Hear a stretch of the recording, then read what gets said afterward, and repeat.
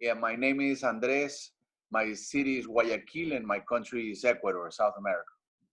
Beautiful, beautiful. So I guess at a high level, what's happening down there? Based on the stuff that we're hearing, I don't think it lines up with some of the things that are. If you look on the CDC website, it doesn't line up with what might be really happening.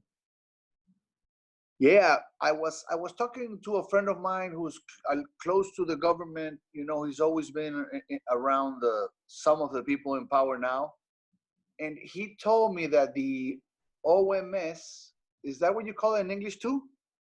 Oh, Health World. it's for us. It's WHO, World Health Organization. Right, that one. He said that they don't allow him to publish uh, numbers of coronavirus deaths unless they were tested, unless every single disease was tested positive. So they can't do that. They're doing some they're doing some strong testing. I think they're doing like 600 tests per million. Oh, wow. But I've heard, talking with a friend of mine who's a journalist, whose name is Jose Maria Leon. He's got a digital newspaper, I guess, that's called GK. So he told me that if we get up to 1,500, then that would be like a cool number to work with towards trying to bring shit down. Okay. So you guys So you guys don't really have the tests. no, I think we're importing everything to do them, and on top of that, I've heard that they have to send the samples to Quito to have them made over there. Wow. That's a half-hour flight away. So I'm sure that takes speed off of things, right? Absolutely. Absolutely. And they're saying that the things you obviously you can't believe everything you read, but some of the stuff that I've read about Guayaquil is there's almost like bodies in the streets. Is that what you're seeing there, or is that exaggerated? No, it is true there, but the thing is that I think until today or yesterday, today, what day is it today? Today's the third or the fourth? Today's the fourth. Today's the fourth. Okay. I think until today or yesterday, they were only being allowed to be cremated. And I think Guayaquil only has like 3 crematoriums. Oh, And most people were always getting buried, because this is a Catholic city. People don't cremate themselves unless you're not into that line of thinking, or you don't mind, whatever. But so even the normal amount of deaths that the city would have, the crematoriums would never be able to take care of them. oh, okay. It would be impossible. I think Yeah. we have the power to cremate something ridiculous. I just read it. I think it's like 8 people a day. Oh, okay. Yeah. It's the city. In the city, more people die than that. So, but now they're allowing them to bury them. Okay. We're burying the coronavirus victims, so that I think that's gonna take the problem off the street. Okay. That makes There sense. were there were quite a few instances where people were stuck in their houses for quite a few hours, even days, and they weren't getting picked up because they didn't have the bureaucracy was in work. And you had to just cremate them. So there was a line. There was just like a bank line to go get cremated. Wow. So shit, that's changing, and that's changing. So I hope it gets better in these days. Absolutely. Is Yeah. because I know when we visited the 2 weeks we spent there was kind of this line in the city where there was some areas of high crime and some poverty. Has it been difficult to quarantine certain sections of the city based on like just density of population and just access to things the poor people don't have? Absolutely, absolutely. That's what's happened really, and because it's just that there's just people that if they don't sell 10 pineapples a day, they don't eat. That's it. Yeah. And there's a large segment of the population that lives like that. So how do you keep them in their houses? If you put a person if you put a person between hunger and disease, they're gonna go out and do what they think they gotta do, you know? Absolutely. Yeah, I've been having these debates locally with my friends because I've had the chance to travel. So I had the chance to see like what markets look like around the world. And Firsthand. people are trying to really have an opinion on these wet markets in China, when I'm telling them like that's what markets look like around the world, because not everybody has grocery stores. And I can even remember in Guayaquil, we took about it's probably like a seven minute walk to your local market there, which was very wide open. There were some animals there. Most of them were already cut up and whatnot, but that's just the nature of places around the world. So what are those markets doing? Are they still open to the public in Guayaquil? Yeah, they are. The last I checked, they are, because I drove by. You know, since this started, I haven't been inside a supermarket. I've Yeah, asked for food over here at the house. There's different numbers. People are moving like crazy over here now. You know, you can buy anything to your house. Sometimes it takes some time, yeah, but uh, people have they call them salvoconductos. You know, like passes. And you know, you get fresh fish. I've got a shrimp. I've got some good meat, and you know, just produce of all kinds over here at the house. But once I drove by a market and I didn't get down. You know, I freaked out. yeah. I didn't pull it off. I'm not inclined that way. You know, I'm a little bit scared, and I just like shit. There's a lot of people there, so Yeah. I just kept driving on and I did my grocery shopping the first few days in not in markets but in tiendas, in the stores. You know, those Yeah. open stores that they have the fences towards the street. You remember those? Yeah. Absolutely. Absolutely. I did my shopping there because some of those, the big ones, they have chicken and they have, well, I don't do chicken, but they have beef and they have shrimp, you know, and basically that and they have fish sometimes. Very So nice. that's but the markets are open. That the because Wow. we're gonna be those people. Got to. They gotta go buy their food somewhere. You know, not everybody goes to the supermaxi and stuff. You know. Yeah. And plus those the places in the market usually have cheaper prices. So Yeah, a certain segment of the population has to go find the cheapest food they can. So I totally understand. absolutely. And even geographically, the nice supermarkets, they're not located in those neighborhoods. You saw them; they're not there. You know. Yeah, absolutely. Um, the Galapagos Islands is a huge part of Guayaquil's economy, because you guys are kind of like the gateway to get out there. I got to assume Galapagos Islands is shut down. Is that right? I would suppose so. Yeah. Absolutely. I haven't, you know, I haven't really checked the cases over there. I'm not up to date on numbers, you know, because I try to stay a little bit away from that. Because Good for you. I think, yeah, I think I know what's known, you know. So I'm Yeah. like easy a little bit, but it has to be on lockdown right now. And the other day I saw a video of some seals. You been down there? Yeah, we spent 9 days in Galapagos Islands. Yeah. 9 days are good. Yeah. Yeah, it was amazing. It was amazing. But yeah, the animals are probably going nuts right now because they don't have the interaction with the humans. Not right. You remember you saw him probably by the docks, you know, when you Oh, were reading. absolutely. But now they're downtown. No way. They're Oh, downtown, because they probably don't have anybody feeding them. right? That makes total sense. Yeah. Oh, that's funny. That makes Yeah, total. I didn't even think about that, because I've seen yeah, some of these videos coming out of Thailand where these groups of monkeys. I'm not sure if you've seen this. There's like groups of the monkeys that there's no humans feeding them, so the monkeys are like looking for food now, because in parts of Thailand people go just feed the monkeys bread and whatnot all day long, and now it's a point where there's no tourism, so the monkeys are like, where's our food?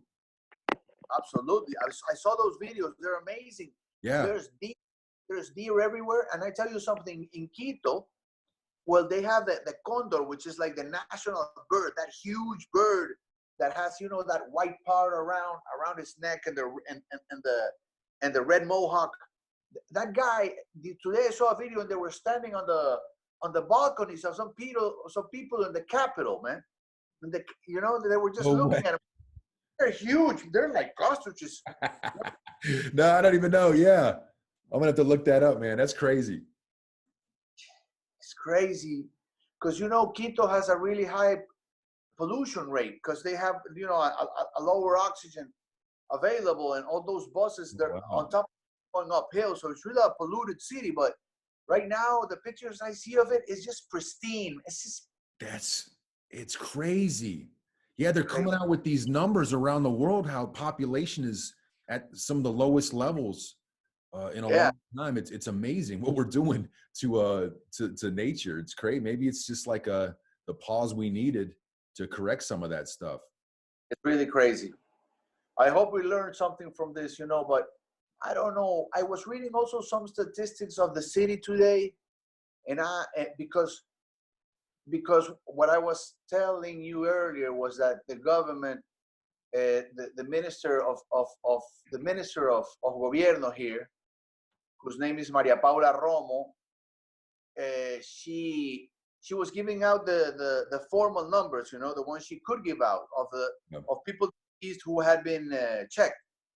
But today she tweeted, she sent out 2 tweets, that were made specifically to make you think and to get into the tweets and actually read the literature so you could get your own conclusions. So she posted information about deaths last year, January to March. And then she put today's numbers without making any specific comparison or talking about the virus. So you could just, you know what I mean? You could just add and subtract. Wow. So that's what I did. I just went in Yeah. and 2018, in that period, we had my conclusion was that there's probably been in this period around 400 extra people dead than that last year. Wow. That's what I the conclusion I came to. Yeah. Just 100. based on the last last few years numbers. That's wild. Yeah. Taking into account even the uprising, because every year a little more people die because there's more people around, I guess. I don't know. Yeah. You guys are growing as a country for sure. Yeah. Yeah. Is there any? I'm not sure if you heard any of this. There's a lot of expats down there. A lot of Americans have moved to Ecuador. Is there preferential treatment? I mean, are Americans getting preferential treatment? Is there any controversy around that, or is everybody kind of in the same boat? Nobody's really talking about that. I think we're all in the same boat because some really high profile people have caught the virus. Some of them have made it through. Okay. Some of them know some older people that people know about. Just known people. And Yeah. at the same time, this, people here, and particularly in this city, we have a lot of other viruses going around, because we got dengue, that regular flu. People in Guayaquil get that. That's a nasty flu, man. Yeah, this year's been real nasty. Yeah. Yeah. So some people think they have the virus and they don't. So you never really can tell. But that virus that people call trancazo, which is a beautiful word actually, because it just means the slam. It's just caso's like a slam. It just slams you. And so a lot of other things are going around, but at the same time, people just rely on whatever help they can get. There's been a shortage of medical shortages, but people just trying to stay indoors and work it out. I'm not sure what's going to happen, but I don't know what's happening with the curve. I haven't seen the curve like in 3 days. I'm going to check it out maybe later. Yeah, my fear in America, we're still in the early stages. I mean, because they're saying we're probably 10 or 12 days behind Italy and Spain, and they're going through some really tough times right now. So we're still a couple of weeks before we hit our peak. And that's the hope, is that we hit a peak and then we start to come down from it. But it's weird because America's like the size that we are, we could be split up into like 10 countries. So yeah. New York could be like our first country, and then Florida might be a second country and get it a week after. Like they might hit their peak a little bit after, and then Texas. And so as we go through this process, my fear is I hope people just don't look at New York, and then we begin to move on without the rest of the country catching up to where those levels, because we're just so big, and all the different parts of Europe have gone through their phases. So at some point, because I live in the middle, just south of Chicago, a city called Indianapolis. So we're gonna hit our peak at a different time than when New York is going through theirs. So it's a weird time. Let me ask you this, kind of switching up a little bit. Obviously, you're an actor. What is this? You love to perform, be in front of people. What's it like with somebody in your profession that now you're not out and about? Are you reading scripts? Like, what are you doing right now? Because you're in isolation, how is it different for you? Well, the thing with me is that I'm alone over here. I live alone. I just moved from Quito to Guayaquil in the last days of November. This is my city originally. I was always from here, but I was living in Quito for a while. Now I came back, and it's funny, because I always thought when I go back, I've been 5 years away. This city is always being a very strong, harsh. It's very hard. Guayaquil to me is a harsh place. Yeah. I like it like that. It's all right, but it's a tough city. It's a tough city. So I was saying, something's gonna go down, but I wasn't planning on this. Yeah. You kind of got what you thought, but it was on a more global level. That's wild. Absolutely. But I've been writing. But I the first few days, it's like a roller coaster. Yeah. First few days, I took it a little bit better. I was rearranging myself, started writing, and then I hit a peak, and then I came down crashing. Yeah. And now I'm on a slow stage. Just watching TV and just sort of taking it easy, watching things I think I should have watched a long time ago. Yeah. Like that, That's what I think. Everybody is like watching a ton of Netflix and just like catching up on shows that they've heard about for a while, and really just taking a ton of content, man, for sure. And it's not that, sometimes that's not bad. I mean, obviously Nikki and I were blessed where we got to take 27 months off to travel around the world. So we've been in that flow before, where now people are getting to see a little bit, but what we had is like, you get to just kind of just calm your life down and just kind of relax and you see some people are getting creative and finding new ways to have an outlet that, because their lives are so busy before this, they haven't had that chance. You know what I mean? Absolutely. Yeah. I remember when you were traveling, because when you were traveling, I immediately started following you on Instagram, and I, started checking out where you'd been, what you've been up to. And that's crazy, because we had those drinks that night, and we never thought that we'd talk again like this, And, it's been what, 3 years since you were here, or 4? It's been 3 years. Yeah. Yeah. 3 years in June, because you were working on that play there at the at that bed and breakfast we were at. We were doing that play. We did that play again. But I don't know. I think I gotta get my bearings, because we were working on another stand-up with my friend Daniel Llanos, and we said we were gonna write this past week, but we haven't written anything. It's just been, sometimes, you know what it is? Sometimes making breakfast, making lunch, and making dinner, it takes a lot of your time, man. Yeah. You gotta wash that. It's gotta be, you gotta go through the whole process. So it takes a lot of your energy too, So because before, since I'm alone, I think in my life regularly, I would definitely eat 2 meals outside and maybe something at the house. But so now it's a totally different rhythm and different pattern you're used to. Absolutely.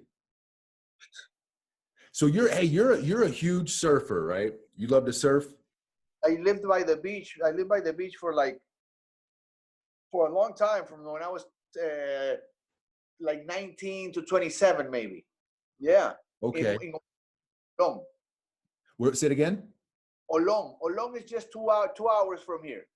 Okay, along the coastline. On the coast, right next to Montañita. Let me ask you this then. You've had a chance to probably surf in some amazing places. A lot of people listen to my podcast are travelers. What's one of your favorite surf spots? You know what it is? It's that as a surfer, I was always, I've traveled a bit in my life because I've had to. And I once traveled to surf to Indonesia when I was 19, right before I went to the beach. But from then on, I really haven't traveled to surf. I haven't really surfed around. Oh, okay. I'm more like a local, just a stubborn local. You know what I mean? Yeah, yeah, absolutely. I once read that a local is nothing more. What's a local is just a surfer who's too afraid or poor to travel. That's good. That's good stuff. That's real good. I'm like that, I just like my wave that morning, nobody out. I know how it works. It's just, I love it. I absolutely, I love it. But Montañita is a beautiful wave. It's where I really surfed for all those years, all the time. And I grew to have a very close relationship with it, which I would someday like to rekindle, that would be amazing. Yeah, I think that's a really big hot spot in South America for surfing. Yeah, it is. It is. It is. But those hotspots, but around it are a number of other beautiful beaches. Down in Salinas, you got some nice spots too. Yeah. Up near Manaví, there's some nice waves over there too. I just hope you. My friend asked me this the other day. What do you think? Do you think outside suburban areas, outside of cities, not even the houses outside the cities that you guys call suburbs, but like further away, you think rural areas, beach prices will go up with this? Man, that's a great point, because those people, because urbanization around the world has really taken off. Everybody wants to be in the city, but Right. now with all this going on, not only is it being proven on a high level that everybody can work from home, but now it's more like I need to get away from people. Yeah. Because if something like this pops off, that's everybody's isolated. So you might as well be. My parents live in the country; they don't have to worry about anything. That's too beautiful, Yeah. But the issue is you got to be stocked up though, because in the country you can't. There's not a lot of places where you can get food. In a timely manner. So you got to have a good stock of food ready to go if something like this happens. Absolutely.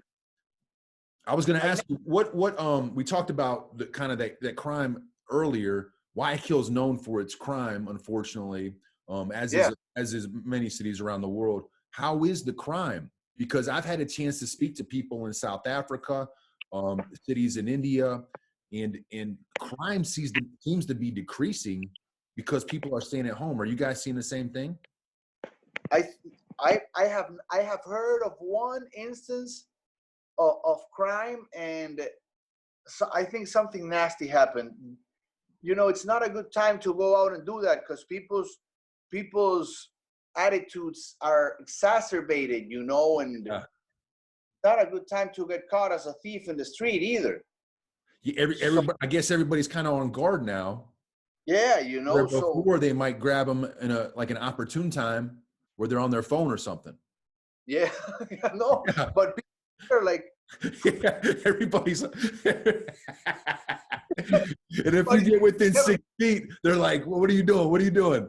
Hey, everybody 10 feet, and they're like, "Hey, get away from me." Oh, that's funny. Down. I have not heard.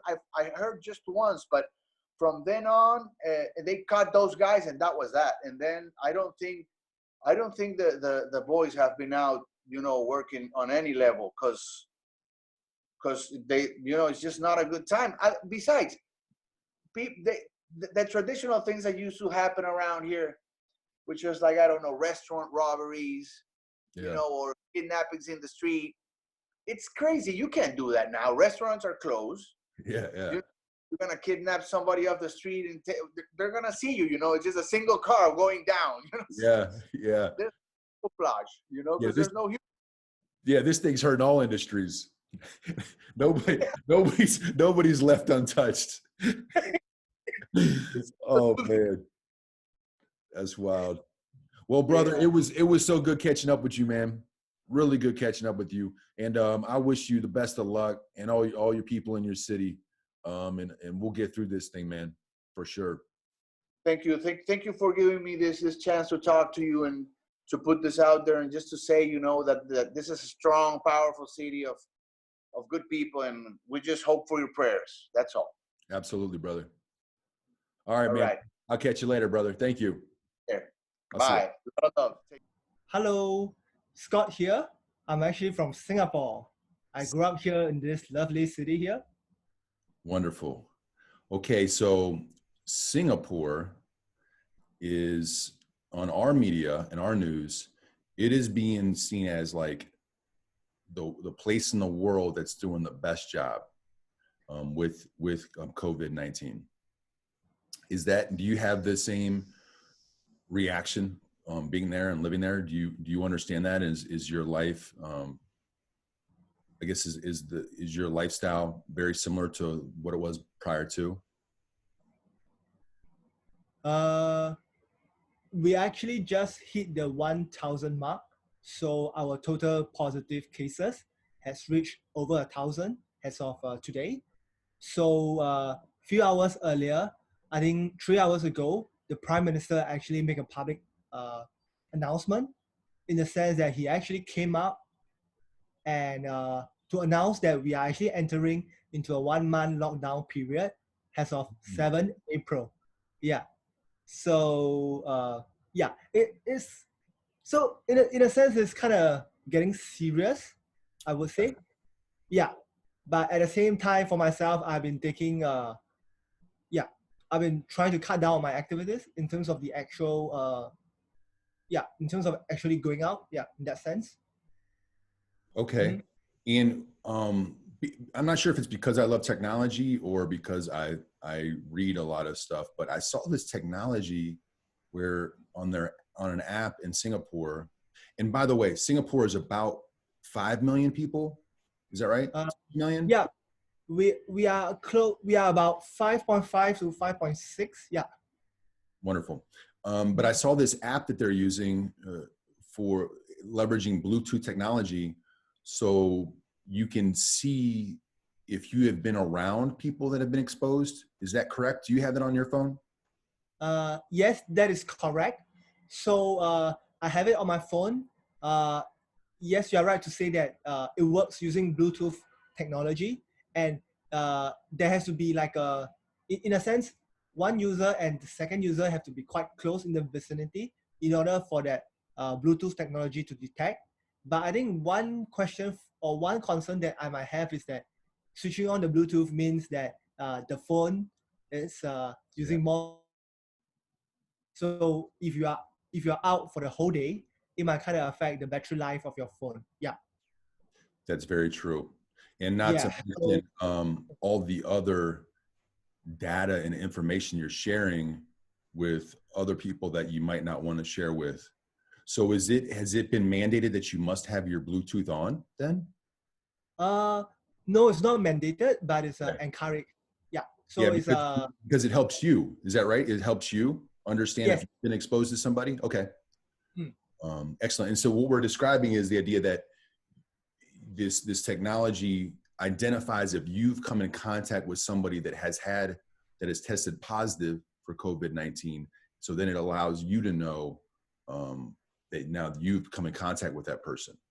And then even if you're currently negative, in 4 days from now, you test positive, it's going to let all those people behind you know that Scott now is positive. You saw Scott 4 days ago. Be careful. Is that right? Yes, that's the idea. Okay. Yeah. Okay.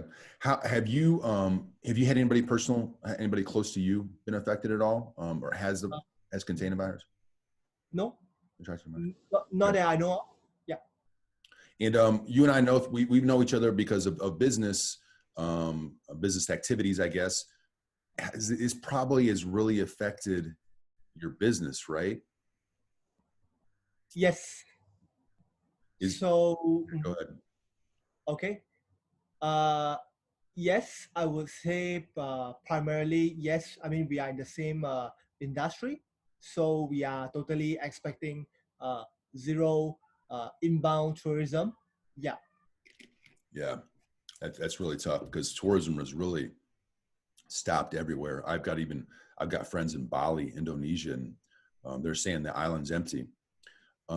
So has the government stepped in any way as far as income or any compensation help for folks like yourself? Okay. Yes. Uh, our tourism board actually launched a few relief program, a few grants, okay, trying to help people, no, trying to help tour operators, hotel associations, and retailers in the hospitality sector to reduce their costs. So, for example, under that scheme, they could enjoy a reduction in their rental fees. Yeah, Okay. yeah. So I think this is more applicable to hotels. Yeah, Okay. that's right. Yeah, so they are eligible to enjoy that. Yeah, in terms of monetary incentives in that sense. Yeah. Mm. And I think tour operators do get to receive some trainings in the sense of like upgrading of skills. Yeah, like on the go job trainings that is being affected due to the COVID-19. Okay. And Yeah. then Singapore is unique where you guys have these amazing parts of the town and of the city that we had a chance to go to, Little India, Chinatown, where the population density is really tight. Is there concern in those areas where you've got multi-generational families, people living in very close quarters? Is there a concern if an outbreak hits that area that it could multiply rather quickly? Uh, yes, uh, you are right to say that. So that I think yesterday we actually have a cluster. And we have a case in one of the old folks' home, a senior citizens' home. Okay. So this was, and I think the old lady actually did pass away. So it's very unfortunate to hear that. So in terms of that, yes, close density will do affect the exposure, which is why the government is also paying very close attention in terms of like social distancing. And I think to today, we sort of change our vocabulary from social distancing to safe distancing. Oh, Yeah. okay. So, yeah. So like there's a new terminology being introduced to us. We now know it as safe distancing. Okay. Yeah. Very good. And then I know that there's, based on our time there seemed to be a large migrant community coming from Malaysia, particularly when it came to construction of some of the buildings. So have they ceased the workers coming over the border into Singapore to do that type of work? Our neighbors up north in Malaysia, so they actually announced a close down of 2 weeks, starting from, if I'm not wrong, is second half of March till April. So that kind of is already taken effect since few weeks ago. Okay, so after that release of announcement, only dedicated workers with the employment pass can be allowed into Singapore. Yeah. Okay. Yeah. So yes, you are right to say that, and certainly it's the lives of those coming in to work, going through the cross border between both states, are also experiencing a very difficult time as well. Yeah. Yeah, because financially, I guess those people wouldn't necessarily be taken care of by your government. They'd be taken care of by their government. And so if they're not making any money, they're probably not making any money at all. Yeah. some of those jobs that I witnessed, those are hard jobs. Yeah. So, Phil, I think last week we actually have like a sports center. So a sports center is actually a meeting point for our community where they will come together to meet people for badminton, for football. Yeah. So last week we actually converted that into actually the housing area for those workers coming into Malaysia, because I think there was a night that they actually spent the night directly outside the immigration checkpoint in Singapore, so they couldn't find accommodation. So our government sort of introduced that kind of a support for them. Yeah. Wonderful. Okay. So we're trying to think of some unique questions to Singapore.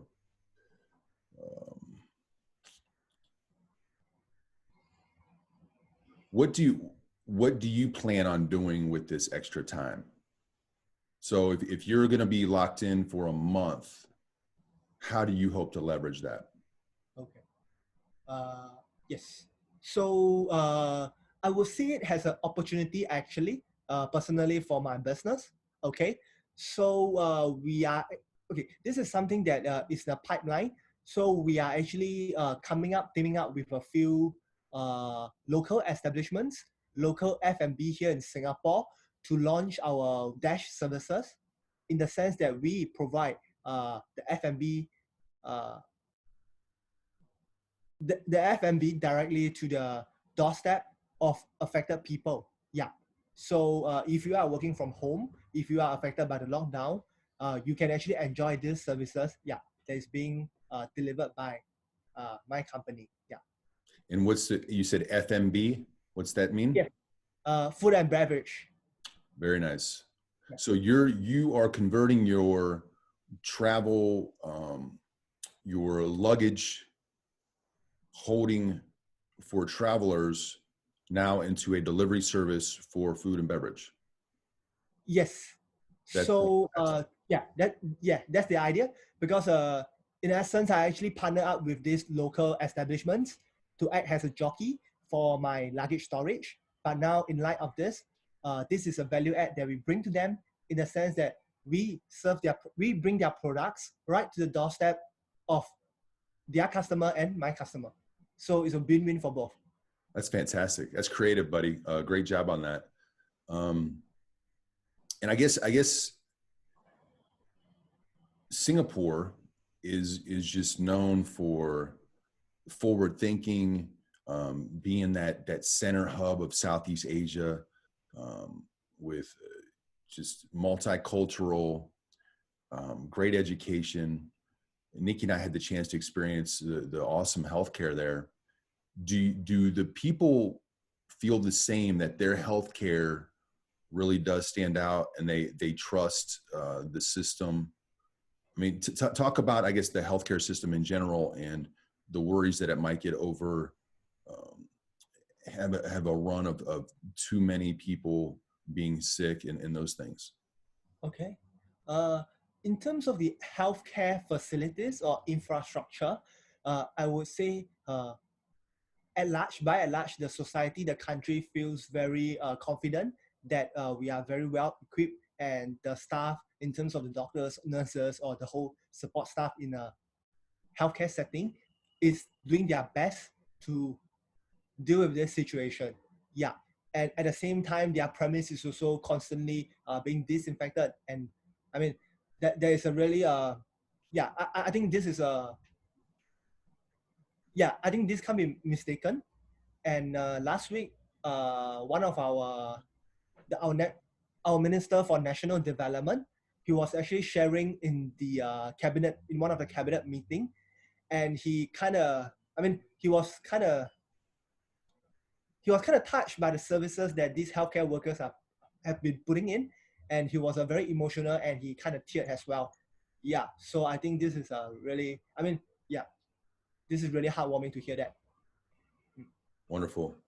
And when we were there, we saw a lot of pets, dogs. We actually dog sat as well. do you have any exposure to pets? Like what happens to animals in this month of lockdown? Have they said? So personally, in my family, we don't own any pets. Okay, I still do see people walking their dogs out in the park. Yeah, I mean, as of like today or maybe for the past week. Yeah.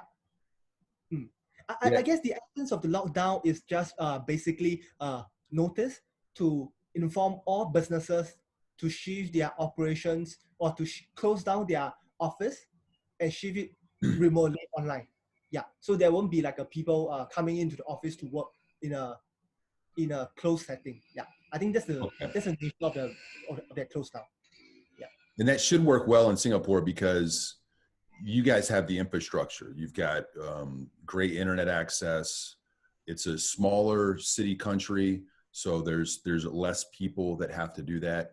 But because of the industries, when you're talking about high finance, high technology, some of that access that you might need powerful servers for, that you might not be able to get that at home though, right? Yeah.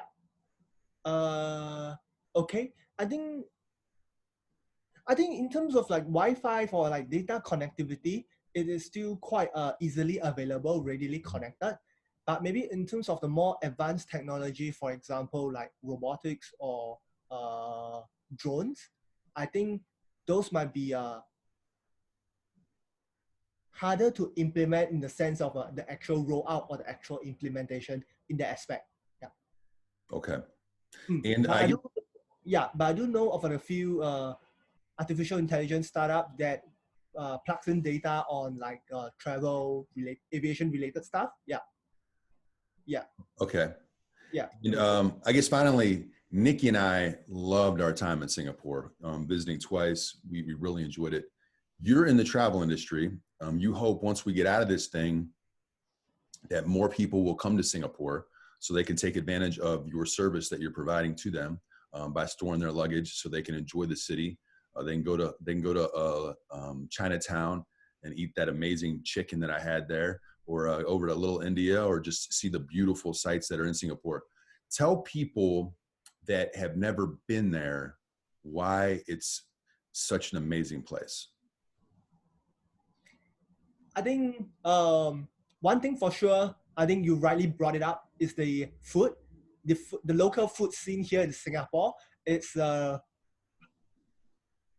a fantastic mix of local culture in the sense that we have different cuisines from different ethnicity, different communities, ranging from Indian cuisine, Muslim cuisine, Chinese cuisine to European cuisine. So it kind of become a melting pot. So Singapore kind of become a melting pot of this food culture. So what you get is really an integration or a fusion between this food culture. So I think one thing that can be missed is definitely the food. Yeah. Wonderful. And the sites are beautiful. We've never felt safer on our travel. It's so safe there. And like you touched on it, the parks activity, people just outside engaging. Hopefully that doesn't change much. Hopefully they'll just safe distance themselves while they're still taking advantage of all the parks there, because Nikki and I really enjoyed just taking that all in. Scott, thank you, brother. I appreciate it. Really do. Thanks for jumping on so fast. And I wish you all the luck, man. Best of luck with your business and how you're helping. And let me know. I love staying in touch with you, and I'm cheering you from afar, buddy. Likewise, happy to. And don't mention, thank you for having me in this podcast as well. We keep in touch, buddy. All right, buddy. I'll see you. Okay, cheers. Bye-bye. Bye-bye. Ciao. I'm Georgian from Romania, and I'm now in Cluj-Napoca. Very nice. In Transylvania, actually. Very nice. And is that what's the size of that city, or your town even? About between 500,000 and Yeah, about 500,000. Yeah. Okay. Okay. And obviously in America, so as we're watching this COVID-19 kind of spread across the world, Europe right now, we have our own story. It's mostly New York City, but Europe was the story before our story, especially Italy and Spain. And now it's starting to go France and UK. Those are the things that pop into our media most often. How is it affected in your part of Europe? Well, it's not as bad as it is in Spain and Italy, thankfully. We are at home, most of us, and fortunately, we were able to act, having seen the example of Italy, and we were able to act faster than they did.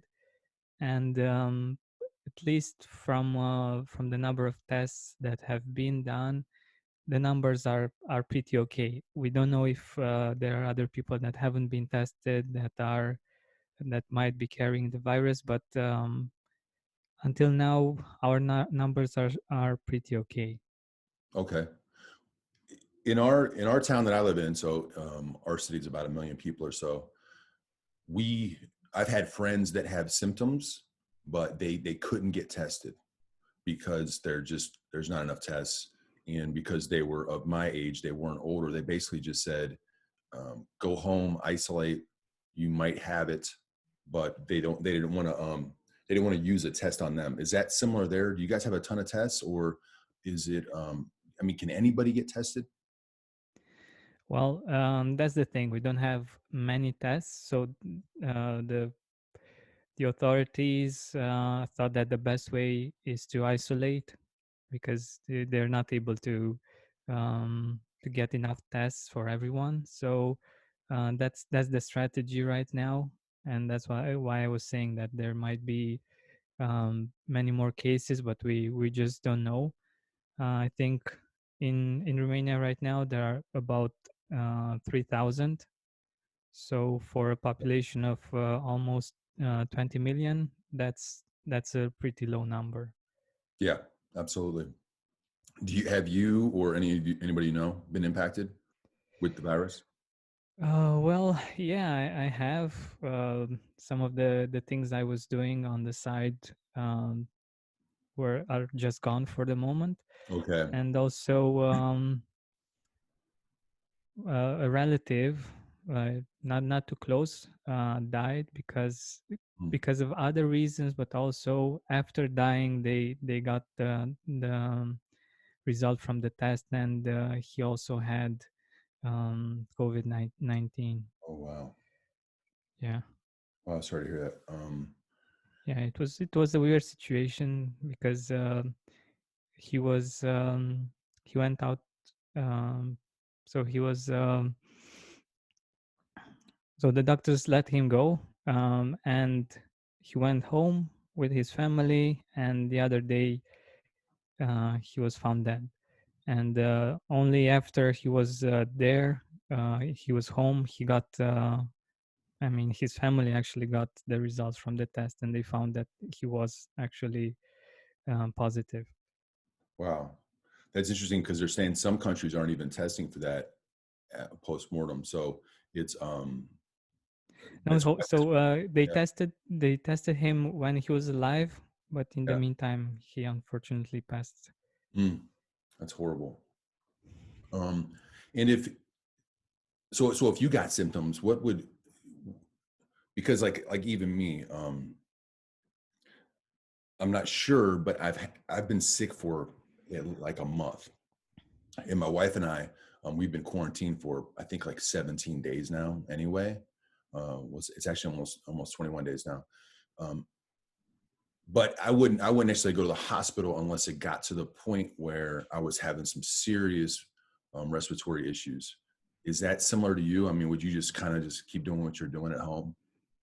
Definitely, definitely. I Okay. think, and I know that there are many cases that require much more attention, and I know that the health system here is really um,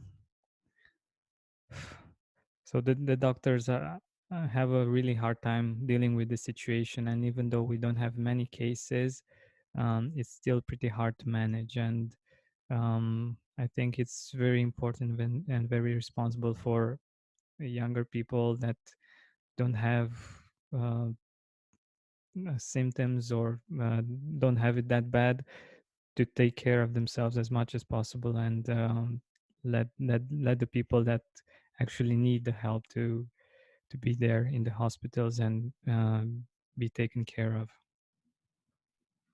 And as far as, so is it a government mandated stay at home, or is it suggested, or is everything like shut down as well?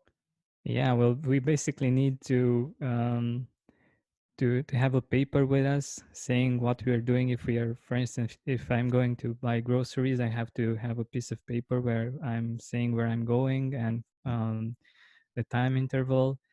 And yeah, well, we basically have the army on the streets, and they the fees for the people that don't have these papers and don't isolate are pretty high. So you pay a lot if you don't abide to the rules. Wow. And that paper, it's like you write down going to the store from 7 to 7:30, just so you can show them, because they're probably in full, are they in gear, full hazmat Yeah, gear, or yeah. okay. And then has it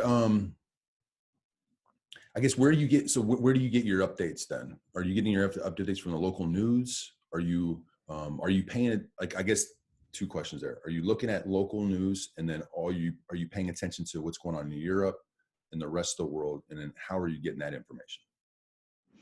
Well, I have a trusted source for information that I've been using before the crisis, and yeah, it's basically a website, and I'm it's usually pretty well done and pretty informative.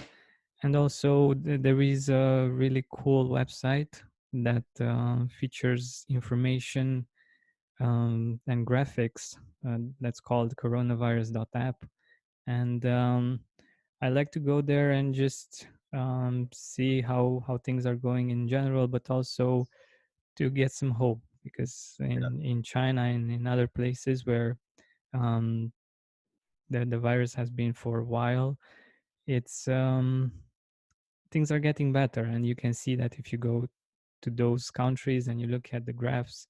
And even though I know this situation that people think that the numbers might not be true, but there are other countries that have seen the same kind of evolution. So that's very helpful, because we all want to know when this will end and how this will end, and hopefully it will end with the least amount of casualties. Absolutely. And you brought up a great point there. You and I know each other because of the Gratitude Podcast, an amazing podcast that talks about positivity and really how you get through things like this in life. What are you telling your listeners around the world of things they can do at home in isolation to relieve some of that stress, to remain positive, maybe not get deep into the hole of this negativity? What advice are you giving? Yeah, well, basically the main advice is to focus on the things that we can do, and on the things that we are grateful for. And this unlocks many resources that we have both inside ourselves and also outside of ourselves. And just to give an example, I actually had an interview with a narrator, an award-winning narrator that um, has recorded many audiobooks. And I think this is a great moment to listen to these kinds of audiobooks. I especially like fantasy and adventure. And for me, that even though I can't go outside, I can still travel in my mind. And I think that's a great way of um, using this time and I don't know, creating a balance between Yeah. having to be like in safe at home and also being able to experience some adventure, some of the things that you would like to experience by going outside.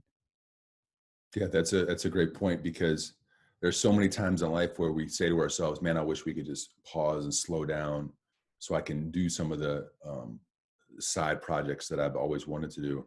And this is that time. If you can make, if you have the chance, or you don't have a lot of the, I guess, things that you have to do at home. If you don't have a bunch of children run around and stuff like that, this could be a time where you take some time out and work on some projects, or like you're saying, um, uh, activities like that. Is there anything in particular that you're working on personally? Well, I'm still doing the podcast, and actually, I was thinking that one of the things that I would recommend, and I am recommending, is doing things that have meaning for yourself, but also for others. Like contributing to other people is a great way of feeling great and feeling grateful in these moments when you know that you have some skills, you have some things that you can offer the world in these times. When you do that, you go from that feeling of fear or uncertainty to something that just feels much better and much more balanced. Yeah, it's so true.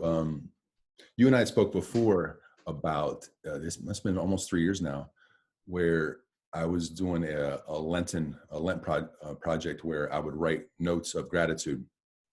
I've done similar this year, leveraging LinkedIn, just sharing notes and letting people know how much I appreciate them for my career. It is so powerful just to write a nice note to people, because then you reflect on your experience with them, and it's almost selfish in a way, because you're growing and you're feeling better about yourself when you're giving back. So that point of gratitude, just we just don't do it enough, and I think it's times like this where gratitude is so extremely important. Yeah, I love what you just said, and I think it's a great moment to also pause and reflect on the amazing experiences that we had and the people we had them with. I think it's wow, it's something that we can definitely see from a really different standpoint. Absolutely. Well, very good. Any closing thoughts on this particular thing, or um, anything else you want to share? Yeah, well, like I was saying, I think it's a great moment to pause and to see things from a different perspective and to appreciate um, those experiences that you had and the people that you had the experiences with. And like you were saying, maybe just take a few minutes and reach out to people and to let them know that you appreciate what you experience together, and the things that you did and what they did for you. I think it's a great moment to do that. Yeah, I hated to use this crisis as a chance to talk to all my old friends around the world, but I'm using it. So I'm going to have a chance to talk to 30 or 30 to 40 to 50 people around the world that I had a chance to encounter with, because of this crisis. And that's, hopefully that'll be my positive aspect of it. Well, thanks so much. I really appreciate your time.